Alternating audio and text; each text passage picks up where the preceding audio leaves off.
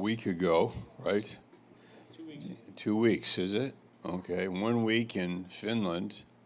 I just got back last night from Finland, and Pastor Matt and I were talking a little bit, a few minutes ago about our focus in life, like our direction. And there's a proverb where it says, "He that wanders out of the way of understanding remains in the congregation of the dead." And I think one of the thoughts has to do with wandering versus focus. And I was saying I asked about his life a little bit. We could start there. And then Dr. Stevens and what Pastor Stevens meant in my life and many of our lives as a pastor that had a focus and had a message. So before we get there, for many people come to Bible school, and I think what they don't know what they need, but one of the things that we need is this focus and this relationship with God and this focus that God gives us as a believer. So Pastor Matt, maybe just however you want to start it off, but I thought your testimony about how you found that was like a very good one. Sure. Okay. Great. I feel like the verse that best summarizes how I ended up in Bible school is Proverbs 16:9. And it says, "A man's heart devises his way, but the Lord directs his steps." And I had gone to 3 colleges, dropped out, and worked a dead-end job, and then realized the necessity of a college education to have some sort of steady job for my future. And after graduating and doing all that, just still feeling really unfulfilled and not sure what life would be about or what my next steps would be. I had the credentials to go into teaching, and I wasn't super excited about that. I also had this idea that I could be a professional baseball player in my heart and mind. And so that's what I mean when I say a man's heart devises his way. I took that desire and I moved up to Marlborough, Massachusetts to pursue professional baseball. There was a gym in the next town over called Hudson where they train minor league and major league baseball players, and you get opportunities to pitch in front of scouts and hopefully get signed and make it into the independent league or the minor leagues or whatever the case may be. But that decision and that pursuit actually led me to meeting the Greater Grace Christian Fellowship Church in Marlborough. And my very first service that I ever attended was the Sunday of their missions conference. So it was packed with people from Baltimore and Africa and all around the world. And that was my first experience with Greater Grace. And 8 months later, I found myself here. I found myself in Bible college because I heard from the pulpit the grace message on a consistent basis. I heard them preaching from the Bible on a consistent basis. And then when I came here to enroll in Bible college, I just had a different mindset than I did going through my life prior to that. I sat down in my first class on a Thursday night after waiting 4 hours in that little hallway to register, and I just heard God speak so clearly to me in the back of that classroom that, yep, this is where you're supposed to be. and I took that as a promise and a testament to God's faithfulness, and I ran with it. And 4 years later, I graduated. And what caught me the most was the same thing that caught me in Marlborough was it's always the Bible that you're teaching. It's always the grace message. It's always the character of God.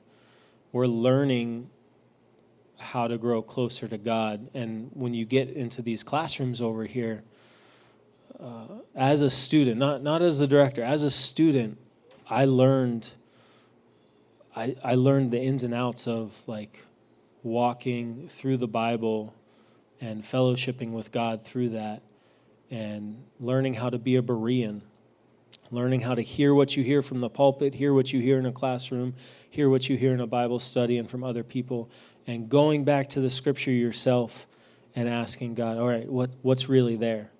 What do you have there for me? What's really true? And that just changed my life completely.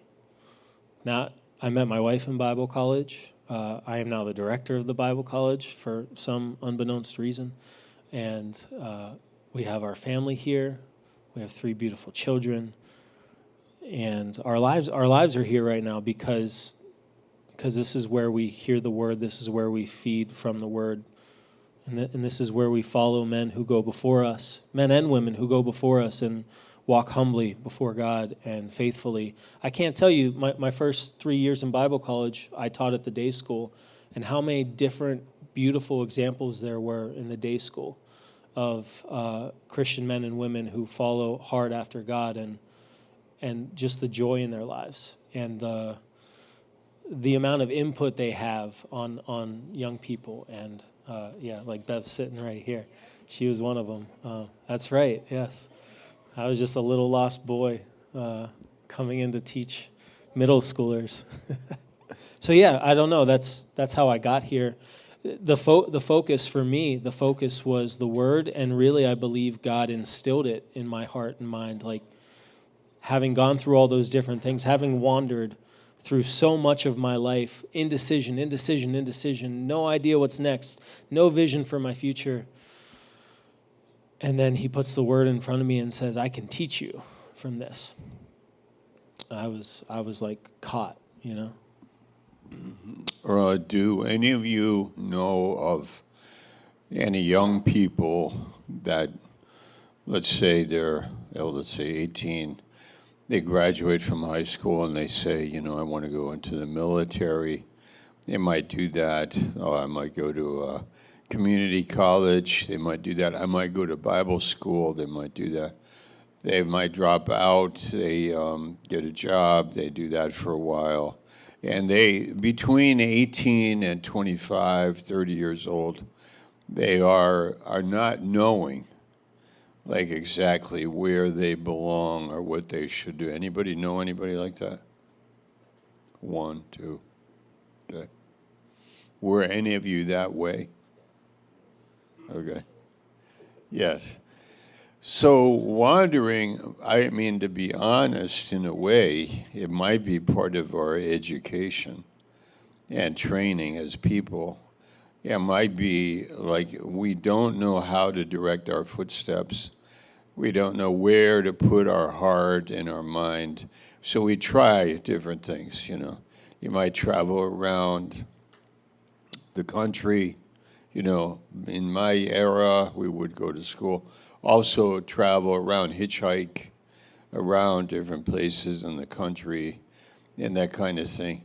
And also go to a school, drop out of a school, go to a different school, get a job for a while, get out, have a relationship, drop that relationship, and that kind of thing. So wandering. Do you want to say something, Pastor Matt, about how you just mentioned it, that you were somehow wandering, but do you think that for some people it might be part of their training, and what does it really produce in your heart? It might be, that I might just say, now I'm ready to find the important thing and really go after it. Yeah. I really do believe it is a part of every individual's walk before God. It's not the most glamorous part. It's the part that people try to hide from others. It's the part that people try to say, no, I've been a good Christian so and so for this long. It's like, well, I got saved when I was 18, And I immediately went off to college and just basically, untaught, went into the world, did my own thing, and took a lot of like lumps and bruises along the way, made a lot of dumb mistakes. And I'm not vaunting those things in any way, shape, or form, but I know in my own life, all of those experiences led me to a place of realizing how necessary getting to know God personally was for my life. It wasn't a single sermon I heard. It wasn't a epiphany moment. It was like getting knocked down, and realizing that God kept picking me up, and God kept giving me another chance, and God kept giving me new mercy and a fresh opportunity and more grace. It says where sin abounds, grace does much more abound. And as I got to recognize who God really was, not just, and this is extremely important, not just Jesus who lived a perfect life and died and took my sin upon him and paid for it, but he was really personal in the way that he dealt with me in those failures. That led me to looking for a place where I could really fellowship with him. So wandering, I believe it's going to happen to everyone in some way, shape, or form in their life, whether it's a short season or a long season. But it is meant for, like this is what the book of Hebrews says chastisement is for, and I think wandering is like kind of a form of chastisement as much as it is a teaching method of God. But Hebrews 12:11 says, "Now no chastening for the present seems to be joyous, but grievous.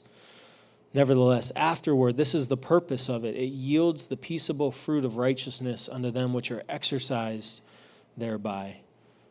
It also says in the previous verse that we might be partakers of his holiness. Like we wander so that he can bring us back.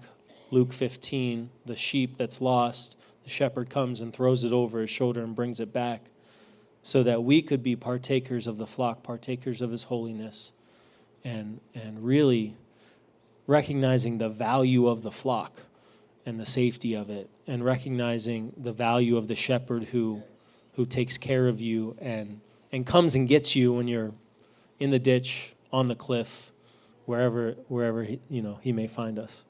Yeah. What you just said reminds me of Job 33. It's funny how these scriptures can be brought back to you in your heart. In that phrase, God worketh, so all these things worketh God oftentimes with man. That's the scripture that came to my mind. And and I knew it was in Job 33, so I just turned there, and I just see it relates to what we're talking about. It's about how a man could.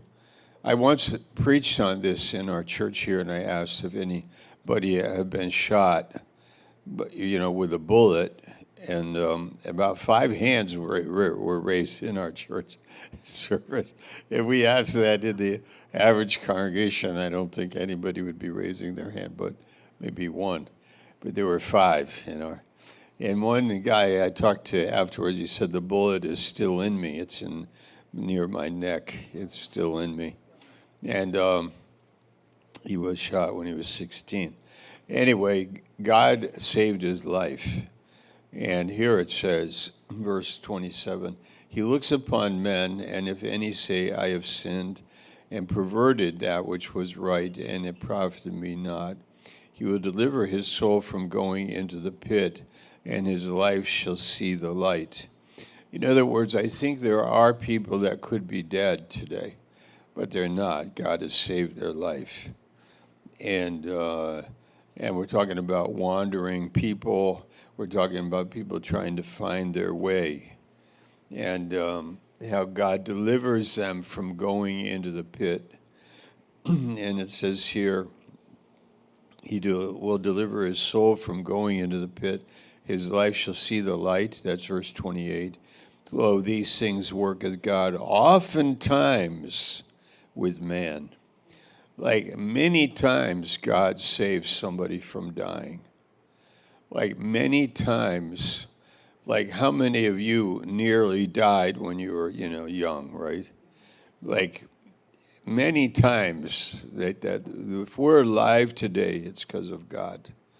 Now, that being said, has it humbled you, or has it brought you to like a place where you want to focus on something important? And that's where I think what I was ready for when I was 19 years old, like I got saved when I was 19, and when I was 20, I came into this church. And there were three things that I remember that were important to me that are not in every student. So we're talking about MBC and as students. Not all the students have these three things happening in their hearts because they're at different places in life. Maybe they say, oh, I'll go to the Bible school, for my first semester it's free. First year it's free. I'll see whether I like it or not, okay? Or going to the church or reading their Bible or saying their prayers or walking with God. They might just say, yeah, I'll see how it goes, I'll see how it goes. But they may not be that hungry for it. They might not be like ready for that. They are more wanderers. They're more like wanderers in their minds and in their hearts. If it works, okay. If maybe I could find a girlfriend in the Bible school, or maybe I would be there because my friends are there. But it's not enough to carry me into what we really want to see happen. And that's a more serious relationship. So I want to mention what those three things are, but before I do, I just want to sit in that wandering stage for a little bit and just say that there are, and I'm not blaming them. It's when the Jews came out of Egypt, they came into the place of the wilderness where they wandered. And the wandering was part of their training. The wandering was part of like them deciding what they were looking for. Because just coming out of Egypt isn't really what it is. It's more deep. It's following God. But because he brought you out, it doesn't mean that you're going to follow God. You're going to follow your own heart and follow your own way and make your own decisions. And I'm going to go where I want to go. I'm going to go to the school that I want to go to. I'm going to live the life I want to live. That's what Pastor Matt was saying. So let's sit there for a minute. Do you want to say any more about wandering? So you did say Psalm 63:8, where it says, my soul follows hard after you. So that following hard after God, Psalm 63, verse 8, is something we'd all want that for everybody, but not everybody is there. But they could be there. But it has to do with, like, have you had enough wandering yet? Have you figured out that you can't figure it out? Have you figured it out that your way isn't necessarily the best way and not that satisfying? And that's a very good thing to say to people. Your life is not satisfying because you haven't yet found the water of life. You believe in him, but are you willing to lose everything in order to find him? And by the way, we preached on that in Finland on Sunday morning. We had a beautiful time in Finland. I mean, we had some people came from different places, and it was a rich time, very anointed, beautiful time. Yeah, it was really great. All right, so wandering. Did you want to say anything, Pastor? Just in relation to Psalm 63, David says earlier in that psalm, he says, because your loving kindness is better than life, my lips will praise you. Like you learn that you learn that through your high times and your low times. And if wandering gets a person to a place to say, oh, his loving kindness is better than life, like it's better than all these decisions that I could be making. It's better than all these plans that I could put together and fall apart. If we get to that place, then your whole perspective can change. Yeah. That's all. Yeah. That's great. That's great. So for me, I'll get to these three things. For me, what happened was I went to college to study biology. I did that for 2 years, and I just came to the conclusion that I wanted something more. I wanted something different. You can read about it in the book that we wrote, you know. Okay, so when I met Pastor Stevens in Maine, and it was a small Bible school, but there was a couple of things. Number one was God. Okay, number one was God. What could be greater than to give your life to God? I mean, Matthew 22:37. You know, to love him with all our heart, mind, soul, and strength. Now, those words are important. With all your heart, mind, so almost like to put my mind on anything other than God and his truth was like I wasn't so interested. I wanted God. All right, so number one was God. Number two was the Bible. I wanted to learn the Bible because this is the thoughts of God, and so if I could go to a school where we could put all our heart and mind on God, and then on the Bible, the Word of God, and then thirdly, I had a teacher who was doing that, who was teaching the Word, like worshiping God and teaching the Word. So those three things made sense to me, and I never turned back from that. That became like the basis of my life, you know? Like that, nothing makes more sense than that. And it's written here in Isaiah 1, in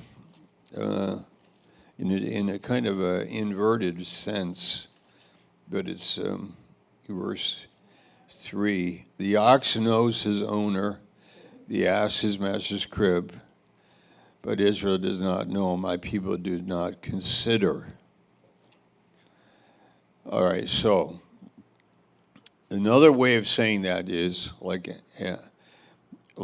a fish that swims down a river in Oregon, goes into the Pacific Ocean, comes down the river, fresh water, it's a salmon, small fish, and it swims all the way to Japan and back in 1 year.